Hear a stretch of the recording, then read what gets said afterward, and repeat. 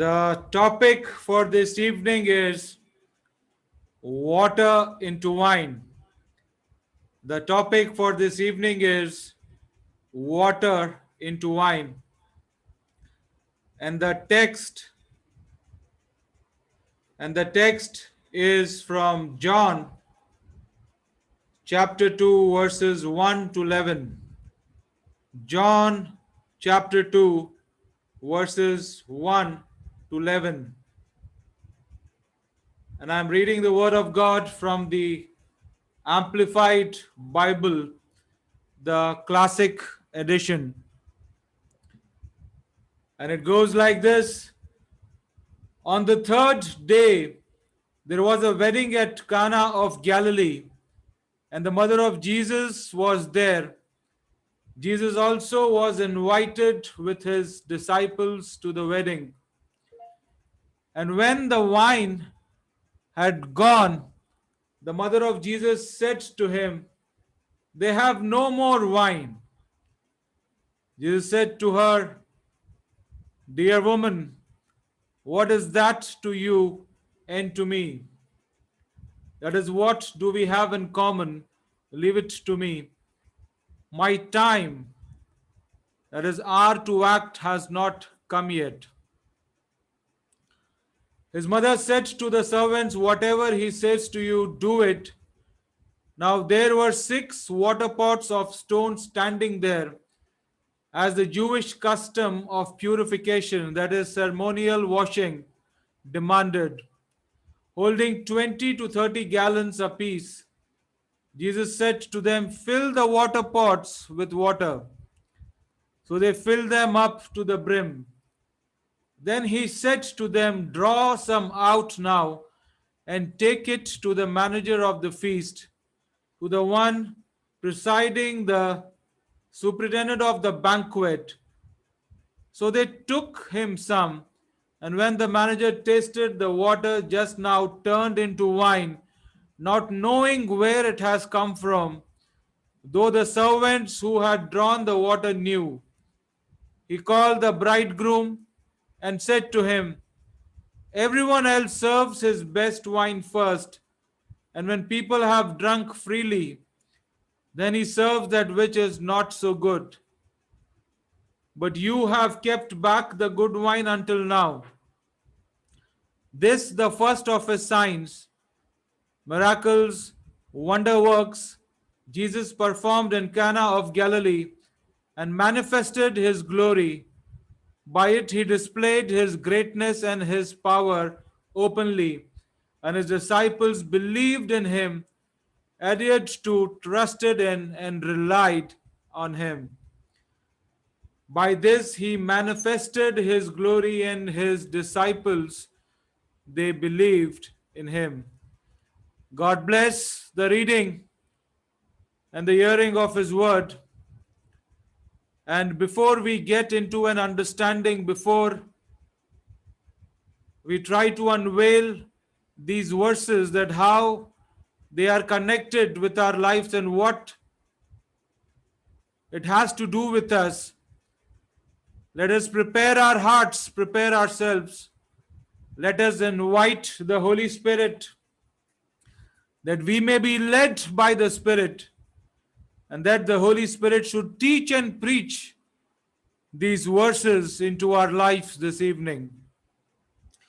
So let us all bow down, close our eyes,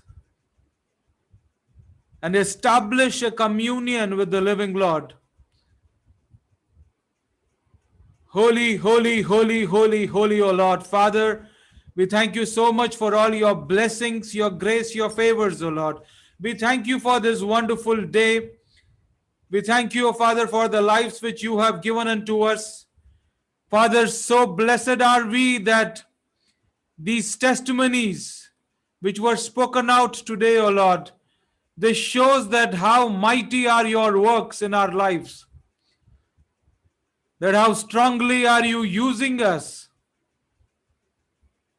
that we in time should glorify your name. And through this glorification, through this being a witness, we touch the lives of others. Father, at this moment, as we have gathered together, O Lord God, to understand these verses, O Lord, we request you to bless us, O Master, with thy voice, O Lord, with thy word, O Father, and remove every distraction, remove every thought which takes us away from thy word, O Lord, and that your word should be sown strongly into our lives, into our hearts, that we should dwell by it. In the holy name of Jesus, we pray. Amen. A wonderful chapter it is, water turning into wine. So today, we invite the Holy Spirit that it should teach and preach into our lives a new understanding of these verses, that how it is connected to us, a new understanding of what really went on in this scene where Jesus turned the water into wine. So, to give you a small briefing on what we read, it was the third day of the wedding which took place on the third day at Cana of Galilee. So, as per the Jewish norms, if you look at the third day, it would fall on a Tuesday, because Sunday being the first day of the week. And further, as we read in verse 1, it says, "And the mother of Jesus was there." Jesus was also invited with his disciples to the wedding. Jesus was also invited with his disciples to the wedding. And to give you an understanding of these Jewish weddings, during the biblical times, ideally a wedding used to last for 7 days, a minimum of 7 days. And it was a time of joy, it was a time of blessings, it was a time where they all feasted and praised God, for they were witnessing another blessing of a new couple. So ideally all the relatives, the near and dear ones were being invited. And as even shared with you before, that after the betrothal, which used to last for almost a year, wherein the bridegroom used to prepare everything, that is the house and all those arrangements to be done for the wedding. And when the time was near, the bride was been brought to his house, and then the celebrations used to start. So here we see that these celebrations, which have started on a Tuesday, and Jesus along with his disciples has also been invited there. And verse 3, it says, "Then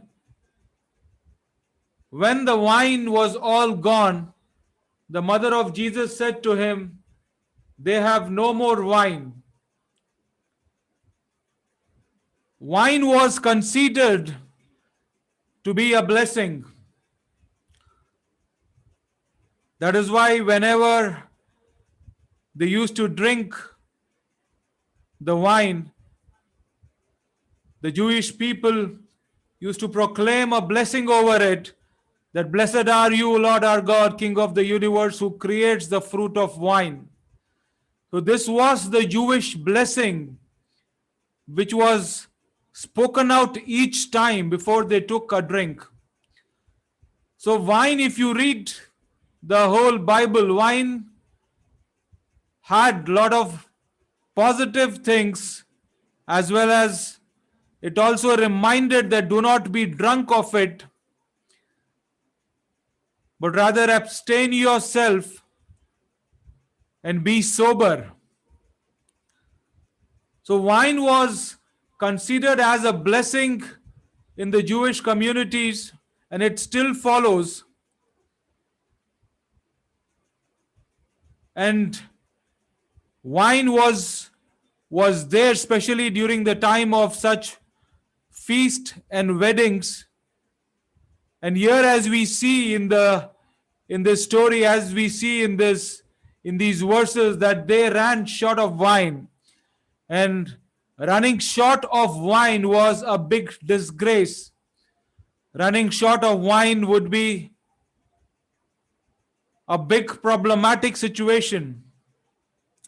Today, even in our weddings, if there is some shortage, or if the food will not be able or will not be sufficient for all, we get worried, we get tensed. When some of the arrangements get shortened up, we really get worried and tense, and that is the time where all hell breaks loose, and we start to scream, we start to shout. Especially we go to those people who are serving, to those people who are managing the events, and we start complaining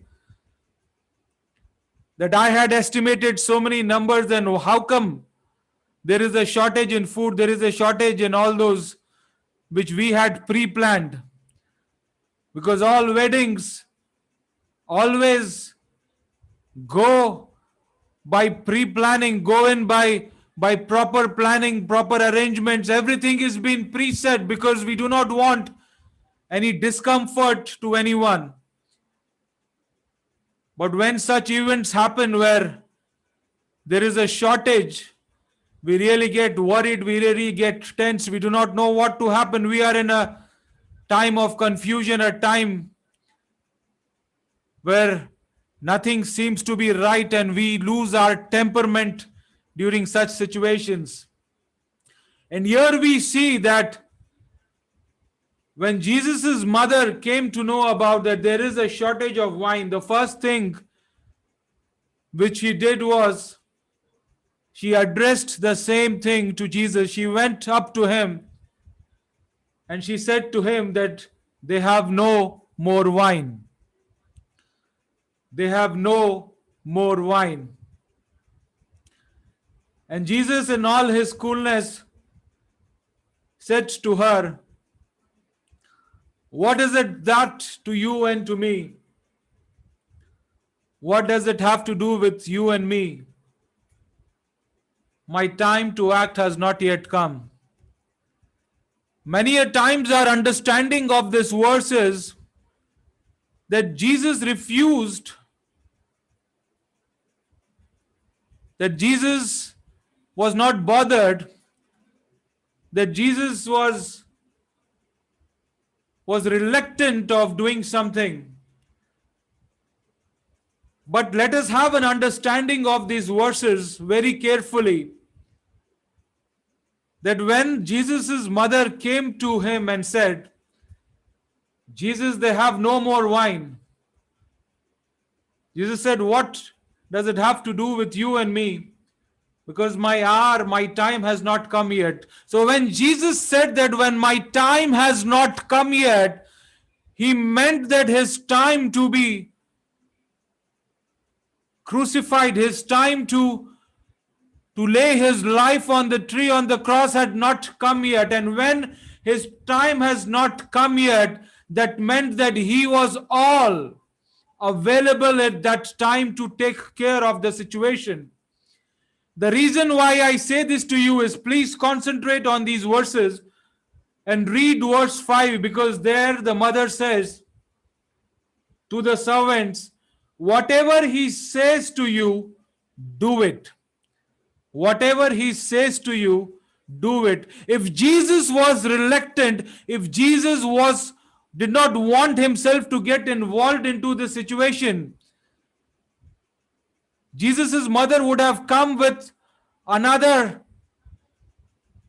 statement or another dialogue by saying that, "Please, Jesus, do something. Buy wine for them, or do a miracle, or do something so that the situation can be taken care of." But here, when you read the verses carefully, Jesus' mother is not requesting, but she is rather making a statement to him that they do not have wine. There is no more wine. And Jesus knew that if there was no wine and if the guest would come to know about it, what kind of a shame, what kind of a problem it could come to the families of the bridegroom, what kind of a situation could they get landed up in, because this would have brought disgrace to them. And it would have really affected the family big time. And Jesus says, he said to the mother, in a way of our understanding, that do not worry because my time has not come. Leave it to me. I will take care of it. Leave it to me. I will take care of it. Because if you understand these verses and if you are led by the Holy Spirit, these verses will make you to understand that Jesus was not reluctant. It was not a situation where he was saying that my time to do miracles or my time to glorify myself to others or my time has not come, but rather it was a way of him to make his mother understand that my time to get crucified or my time to live my life has not come, and I am still available, because he knew the consequences of that situation. He knew that what would happen if the guest would come to know that there is no wine. And this gives us an understanding in verse 5, where the mother is saying to the servants that whatever he says, do it. Whatever he says, do it. So this is an acknowledgement of the fact that Jesus accepted to get himself involved into that situation rather than being away or aloof from it. This statement gives us an understanding that Jesus said, yes, I will do it. Do not worry, mother. I will act upon it. Just leave it to me.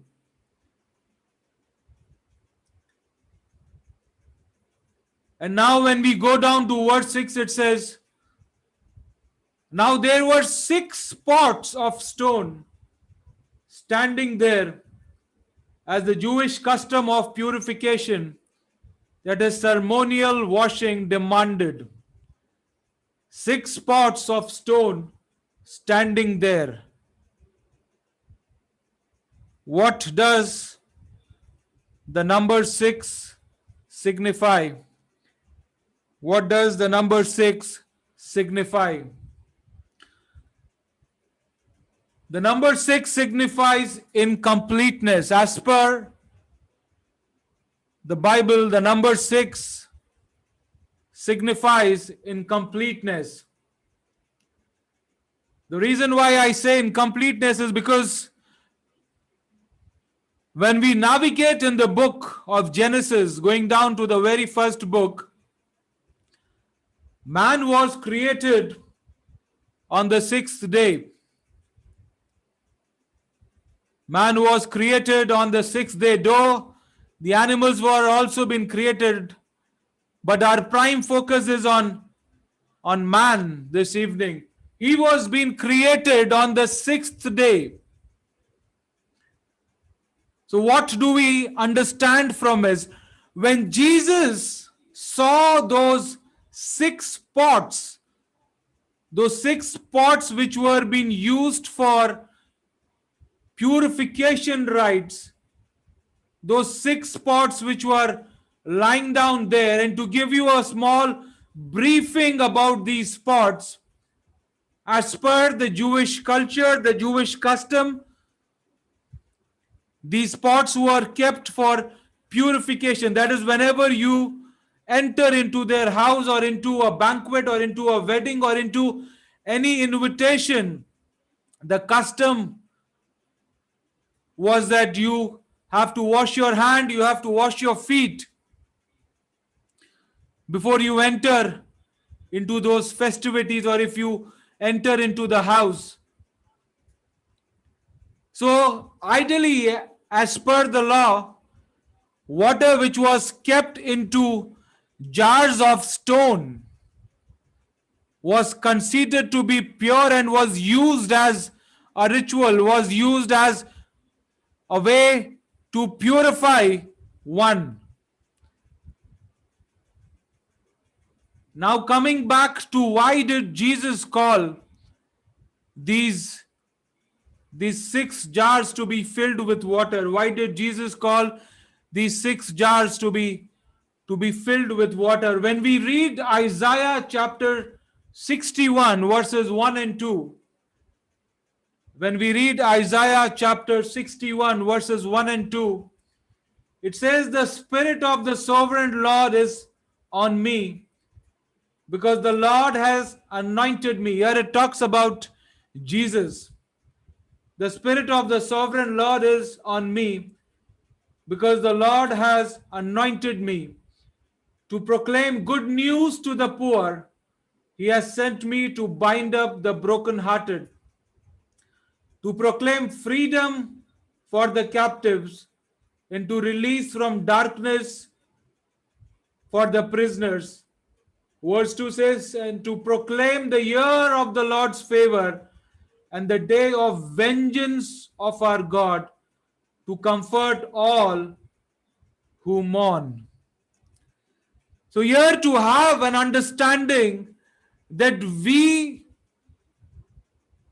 his children, who are being created on the 6th day, we who are living a life which is incomplete, we who are not complete without him, he is calling each and every one of us today, and he is proclaiming it. He is saying this unto each and every one of us this evening, that I am the one who's been anointed by my Father, that I proclaim the good news to you. Because here it says that proclaim good news to the poor. What does poor signify here? Poor are the ones who are poor in spirit. That is what he said on the mount, the Beatitudes on the mount, where he says, blessed are those who are meek, blessed are those who are poor in spirit. Blessed are those who are broken-hearted. Blessed are those who are broken-hearted. So here, our good Lord, here Lord Jesus is making us to understand that he is calling us today by our name. He says to each and every one of us that you, my son, my daughter, who are having a incomplete life, who is struggling with your life, who is broken-hearted, who is seeking freedom, who is living in darkness, who wants the favors of the Almighty God to be shown in their lives, who need that the mighty touch of the living Lord should comfort them, who are mourning, who are grieving, who are in sorrow. The good Lord is saying to each and every one of us this evening that I bring good news to you. I, who my Father has sent, who is the anointed one, Jesus, the anointed one, is saying to each and every one of us, he says that I am bringing good news to you, that you who are broken-hearted, I will mend your hearts. Who want to be free from the bondage of sickness, from ongoing fear, from all going critical sicknesses, free from the bondage of and looking out for breakthroughs. All those people who are seeking a new dawn, a fresh start in their lives, all those who are looking out for a new beginning, God is saying that I have come down to you personally and I have called you. I have called you by your name and you are mine. That is what the scripture says, my friends, my beloved, my family, that God is calling you by your name and he is saying to you, by bringing good news to each and every one of us, and he's proclaiming that good news in our hearts, in our mind, in our spirit, and he is saying that I will bind you up. I will bind you up. All your brokenness will be taken care of.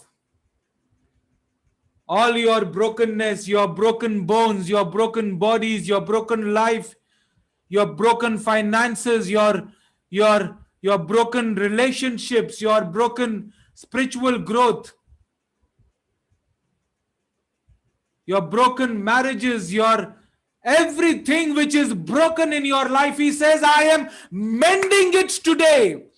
I am giving it to you today. I am calling you so that I can take care of you, so that my glory can be manifested in your life. All those chains which you are in today, all those chains which have hold you, God is saying that I am breaking it down. I am releasing you from your bondage. I am opening those doors. And I am releasing you from your darkness. I am releasing each and every one of you. All those what you are experiencing, all those concerns, all those prayer requests, all those cries, those tears which we have been pleading to God for so long. He says that today is the day, today is the time, today is that very moment when I am letting you free, when I am mending all those who are broken-hearted, because I am proclaiming my favor in your lives, where I am proclaiming my favor in your lives, and all those who are mourning, who are grieving, who are crying out to the Lord, He is saying to each and every one that I am comforting you, that I am comforting you. My friends, my family, raise a big hallelujah to Him. Shout and glorify Him. Sing praises to Him, for He is calling each and every one. He is calling us by our names, and He is saying to us that I am going to do big things in your life. That I will end everything which was stopping you to grow. And you will be comforted from all, from all. He says that He is not leaving any of it, but He will mend everything. He will comfort you. He will set you free from all your worries, from all your fears of life, from all your darkness. And He says that I will proclaim a favor to you. Though we are in a time of trouble, though every time there is one word which comes and hits so rapidly, that is COVID-19. From the very moment you get out of your bed, from the very time you get back into it, just count the number of times this thought or this word or these things which you come across. You turn on the news, this is what you see. You turn on anything on your internet, on your mobile phones, all you see is COVID-19. Today the enemy has brought this fear so adversely, so rapidly, that the name of Jesus has come down, and the word COVID-19 has taken over it. Today you are spending more time in your fear than spending more time in your prayer. It's very true and very practical. This is what our life is all about these days. That from the moment we get out of our bed, we reach our mobile phones, the first thing we see is COVID-19. Today, so many deaths. Today, so many things have happened. Today, the vaccine is not available. Today, the injections are not there. So many are suffering. It is not bad to know what is happening around. But it is not good either to be in this fear. Because the word of God says that you should not fear because I am there to take care. But yet we do not believe on this promise. We do not believe on what God says.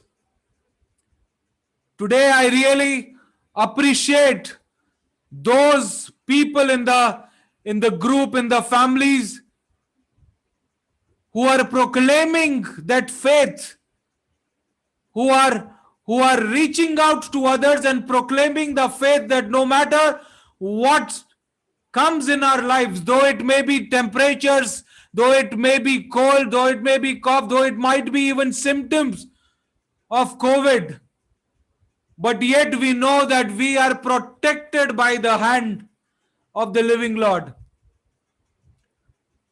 Because my family, my friends, if His protection, His grace, His favor is not there, then it is very difficult to move forward. If the medicines were so good, if the vaccines were so good, if all those which we are depending were so good, then why are people still dying? Why are people still dying? It is a big question to each and every one of us, that why are people still dying? If what the world had to offer us was so efficient enough to fight this COVID, why are we still suffering? Why are we still crying? Why are we still in pain? It is only because of His grace, His favors, His mercies, His protection. It is a big lesson to each and every one of us to understand that without Him we are nothing. Without Him we are nothing. Rest all are only instruments to take care. But without Him we are nothing.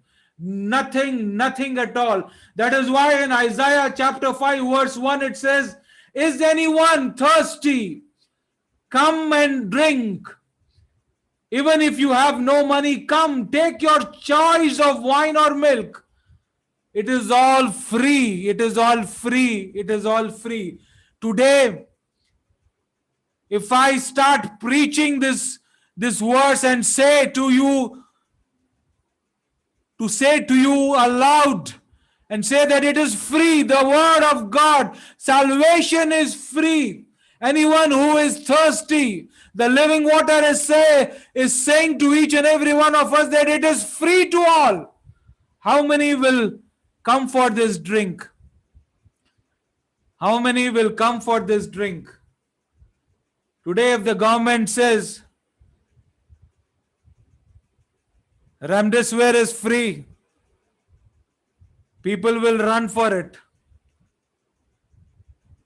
Though it is out of stock now, but people will rush for it. But today the word of God is saying to each and every one of us that I am giving you a life which is beyond all this. I am giving you a life which is beyond all this, a life which is eternal, a life which does not have any diseases, a life which does not have any problems, a life which does not have any issues. But yet we fail to drink that living water. We fail to receive that life. We fail to take which is offered to us freely without any charge.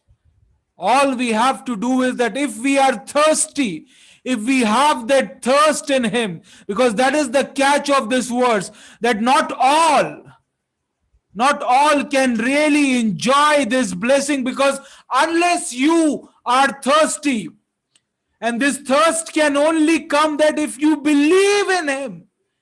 If you believe in Him. You know, when Jesus' mother came to know that there is no wine, what was her first point of approach, her first point of contact? She went straight to her son because she knew that he is the one who can take care of the situation. She did not know how it will happen. She did not know that he would be turning water to wine. She did not know any of it. But she approached the right channel, because she believed that when she goes to him, everything would get sorted out. Everything would get taken care of. Today in our lives, when problems comes and attacks us, today in our life when situation comes and attacks us, today in our life when things which are not happier, things if they bring discomfort to us, our concerns, our worries, what is the first thing we do? Do we really go and approach God? And do we really go and say to him that we have no more wine in us? Do we really say to him that there is a lack, there is a situation, God, there is a problem, God, there is something which is not right. We are in discomfort because of it. What is our first point of contact? Many of us, we try to deal the situation on our own. But look at Mary. Rather than running here and there, rather than going and arranging from wine somewhere else, rather than looking into her pocket and looking at the money which she has on her, rather than looking out for contribution so that they can go and buy wine from the market, she did the right thing by going out to the right person and approaching to him and saying that there is no wine. That there is no wine. My friends, my family, when you read Mark chapter 2, verse 17, it says, when Jesus heard this, he told them, healthy people do not need a doctor, sick people do. I have come to call not those who think they are righteous, but those who know they are sinners. But those who know they are sinners. Jesus has come down for you and I, because we are not righteous through our works, but righteous through him who is in us. Though we fall short of the glory of God, though we sin every day, but he says to us that, come all my children who believe in me, who are looking out for a drink, come to me and I will bless you. I will take care of you. I will bind up your brokenness. I will set you free. I will release you from your darkness, and you will find my favors in your life. Finding favors in this time of trouble, I tell you, is a supernatural blessing. Finding favors in this time of unprecedented times where everything is so scary, is so darkened, is so horror, I tell you, is a blessing, is a miracle, is a wonder. But God is saying to each and every one of you that today, if you believe in me, and when you read John chapter 7, verses 36 and 38, it says, on the last and the most important day of the festival, Jesus stood up and cried out, if anyone is thirsty, let him come to me and drink. The one who believes in me, streams of living water will flow from deep within him. God is offering that living water which is free, he says, free of cost. But all you have to do is believe in me. Believe in me. Today, if God is saying to you that you do not have COVID, you do not have any infirmity, you do not have any sickness, believe in him. Because if you do not believe in him, you will not be able to cherish that blessing. You will not be able to cherish the living water. You will not be able to cherish the favors of the Almighty God. All He expects is believe. Because the Word of God says that even when you go in prayers, when you pray to Him, and if you do not believe in your prayers, those prayers will not manifest anything in your life. If you talk about relationships, if you talk about communions, if you talk about dialogue with your God, it is not one way, but rather it is two way. ताली दो हाथ से होती है, एक हाथ से तो थप्पड़ ही पड़ता है. That is what we know. You get slapped by one hand, but when you bring two hands together, that is when you come together in prayer. When you join your two hands together, that is when you come together in communion. When you join your two hands together, that is when you come together in relationship with God. You cannot be only expecting Him to sow seeds in your heart when you yourself are not willing to receive it. Today, my family, my friends, it is the Holy Spirit will be stirring up your hearts, will be stirring up your spirits, that if God is proclaiming something in your life, you have to believe in it. Blindfold yourself and believe in it. Like the testimony we heard this evening, that though the symptoms of COVID were all around and in them, but they believed that the protection of the Almighty God is beyond this COVID. Why sing praises to such a testimony? I clap for such a testimony. For God's name is glorified through such a witness. Many a times we fail to understand these testimonies. Look into the life of Shadrach, Meshach, and Abednego. They proclaimed the name of the living Lord, and they believed that even if we are thrown in the midst of fire, we will not be burned because our God is there with us. And even if we get burned and even if we die, we will not take the name of some other God because we love our God.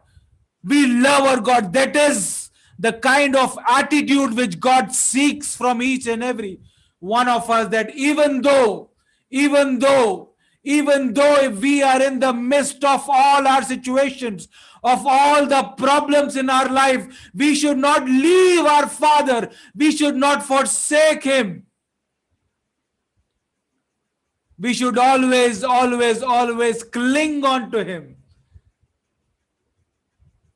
And today the Word of God is encouraging each and every one of us that I am inviting you, and filling you with the living water. And not only filling you half, but filling you to the brim. Filling you to the brim. मैं तुम्हें ऊपर तक भर रहा हूं. I am filling you to the very brim, that you should be filled up with my favors. That you should be filled up with my favors. That I, your Father, will take care of every situation of yours. And I, the Anointed One, will proclaim a year of favors in each and every one of you who is believing in me and who is thirsty to be filled by the living water. The takeaway for us this evening is bearing fruits. The takeaway for each and every one of us this evening is bearing fruits. What does this have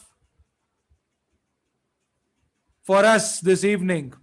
What does bearing fruits have for us this evening? Because if you closely look into this miracle, look into this sign, look into this wonder which Jesus performed, he called in for those stones which were used for purification, because if they had run out of wine, Jesus could have used those jars back. He could have used those jars, those vessels which had wine in them, but he did not use those. Rather, he called on those stones which were incomplete. He called on our lives which were incomplete, and he filled us to the brim. And thereafter, what do we see? We see that the living water turned into wine. He turned water into wine. And what do we understand from this? When we read Matthew chapter 26, verses 27 to 28, Matthew chapter 26, verses 27 to 28, it says, "Then he took a cup, and when he had given thanks, he gave it to them, saying, 'Drink from it, all of you. This is my blood of the covenant, which is poured out for many for the forgiveness of sins.'" So the first thing we understand, the first takeaway for us this evening is forgiveness of sins. Forgiveness of sins. So when Jesus turned water to wine, he is saying to each and every one of us that your life, which was empty, I filled it up with the living water, with my water in you. I filled it up to the brim so that your sins could be forgiven. Because he says that when you take a drink from it, when you drink this wine, when you take a drink from it, when we even go into partaking into the Holy Communion, when we take, this is what we have to understand, that when we take that communion, when we partake into that relationship with God, that is where the remission of our sins, that is where the forgiveness of our sins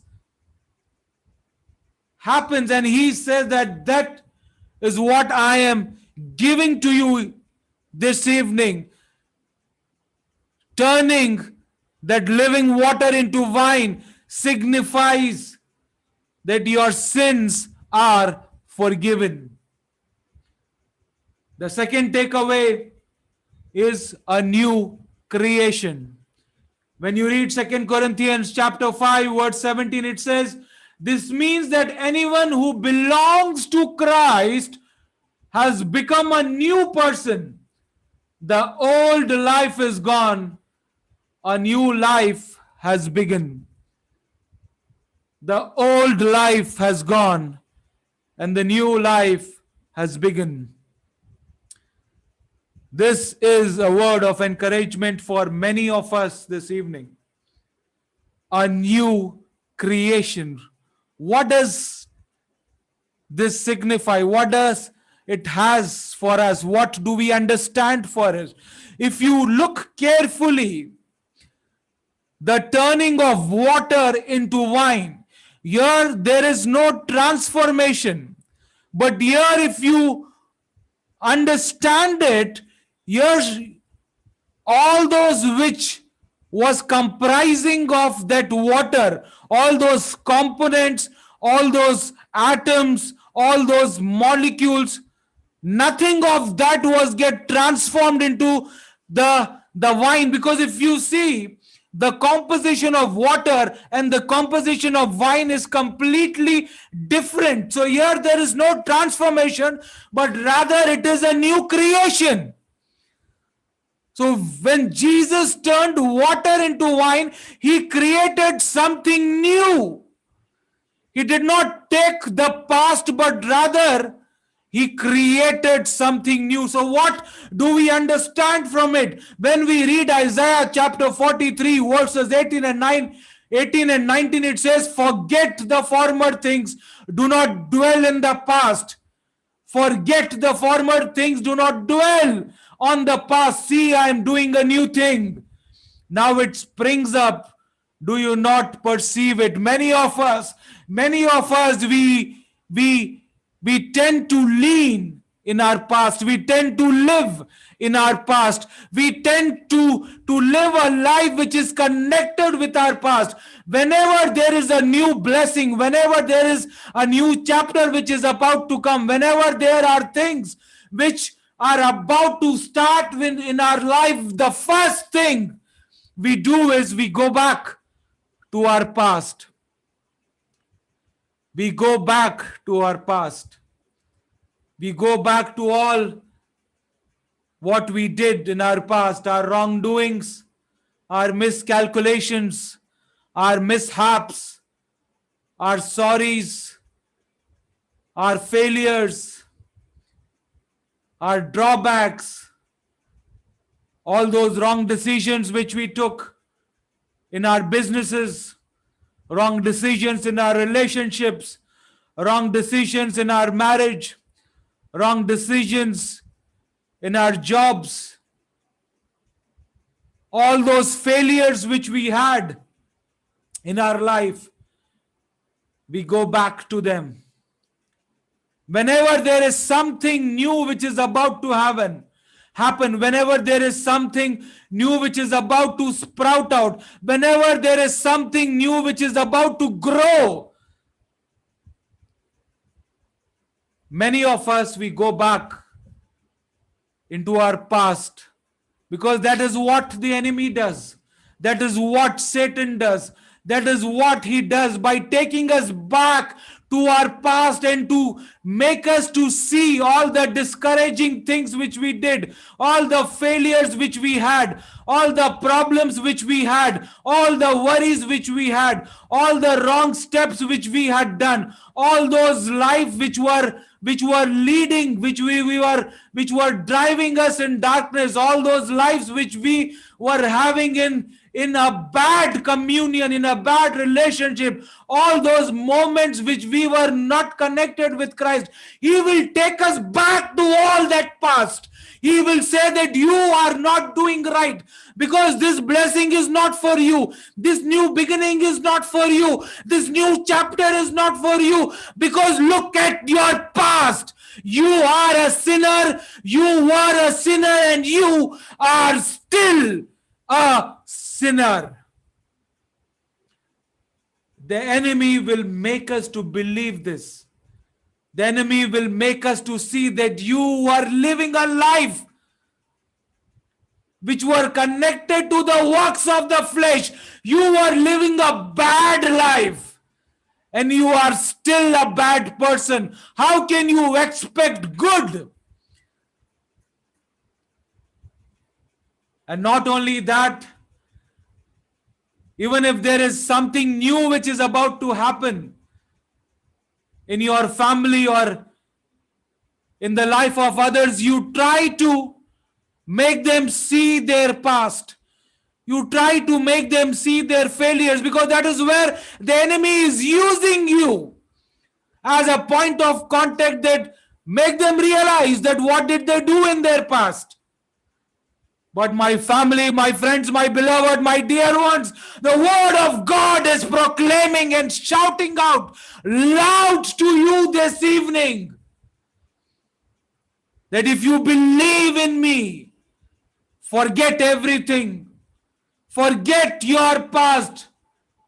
You can learn from your past, but you should not lean on your past. You should not live on your past, because the word of God is saying that forget all what you were doing in your past.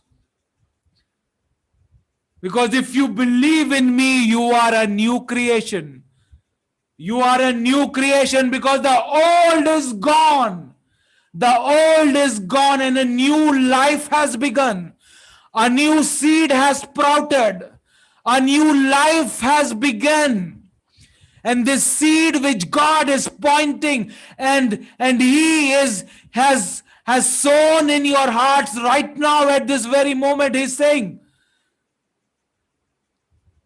that if you believe in me, I will pour out that living water in you. That you will never ever be thirsty. that you will never ever be thirsty. That is why he says that I am doing a new thing and it has already started. Now it is springing up. Do you not perceive it? Do you not see it?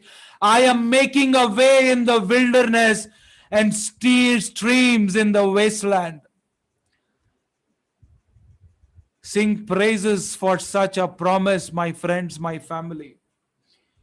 Today, in this time of trouble, today, in this time where the businesses have shut, where people are not getting paid properly, where people are in tremendous stress, they do not know how to take care because they have very limited in the bank, very limited finances available, where they do not know how the next month would be, where they do not know what would happen very next moment, where they are living in a fear of COVID, when they are living in a fear, but will they be the next one to be infected by this virus?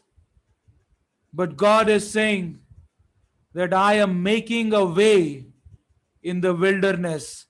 I am making a way in the wilderness and streams in the wasteland. And streams in the wasteland. What a promise, what God is giving to each and every one of us today, that do not dwell in your past. Because if you believe in me, I will make you an offer. I will give you a drink for a lifetime. I will give you the drink that when you drink of it, all your problems will be taken care. All your worries will be taken care. All your brokenness will be mended, and you will find favor from me. And I will make a way for you in your times of trouble. I will make a way for you in your wilderness, and I will make sure that it happens. And it has, in fact, already begun. Those of you who have believed in him and who have taken a drink of the living water, he says that it has already started in your life. The way has already started. He has already started to make the channels, to make the staircase. He has already started to make connections. He has already started to bring in all those which will comfort you. All those people will come in your life. All those channels will come in your life. All those areas will come in your life. All those opportunities will come in your life. All those favors will come in your life. And he says that it has already begun.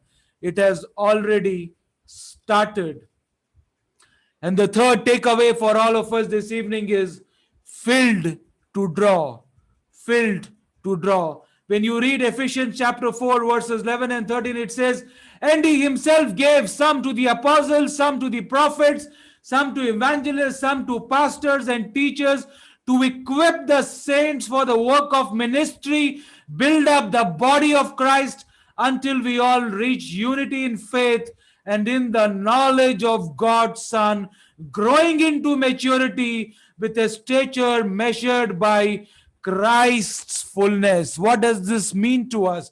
It means that when you go back to the story when the water was turned into wine, what did God do?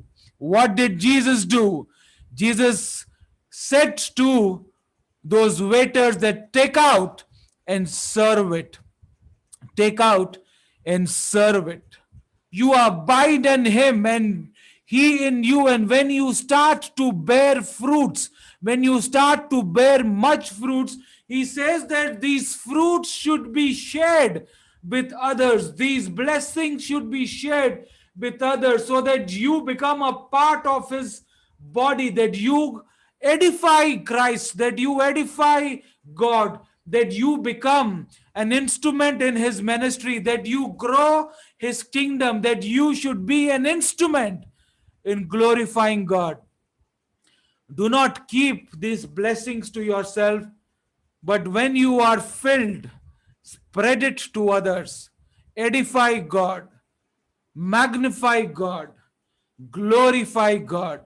Because that is what even Jesus did. When the water was turned into wine, it was taken out, it was drowned out, and given it to everyone so that they can have a drink from it, so that they can praise it. So today, when you get filled up, when you get filled up with eternal life, when you get filled up with the blessings of the Almighty God, when today you get filled up, and when you are a new creation, when you let go of all your past, and when a newness in you begins with Jesus in your life, when he says that I am blessing you, and even in your wilderness I have taken care of you, because I have started to make a way in your life. He says that this way should be fruitful, not only for you but also for those who are associated with you, also for your family, also for your friends, also for everyone who is around you. You spread that goodness, once you spread your fruits with others, others will proclaim to you that your life is a life of blessing, that your life is a life which has been kept to reach out to all those, that your fruits which God has given to you is blessing the lives of all those around you. And by doing this, we will be glorifying God. By doing this, we will be magnifying his name. By doing this, we will be sharing his blessings with everyone, and we will be an instrument in glorifying the kingdom of God. Today, my family, my friends, my beloved, God is sowing this seed into your life, that you should understand and believe in him. That when you believe in him, your emptiness, your brokenness, your darkness will be taken over, and you will receive the light of the living Lord.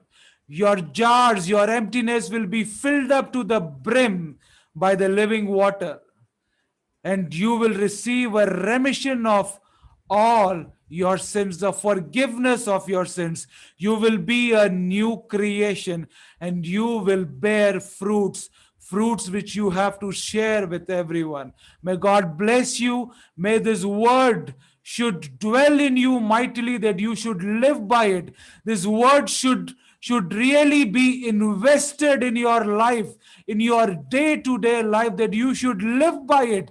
It should be shown in your life, that you should know that your God is bigger, your God is greater, your God is mightier than everything else in this world. May God bless you. Amen, amen, and amen.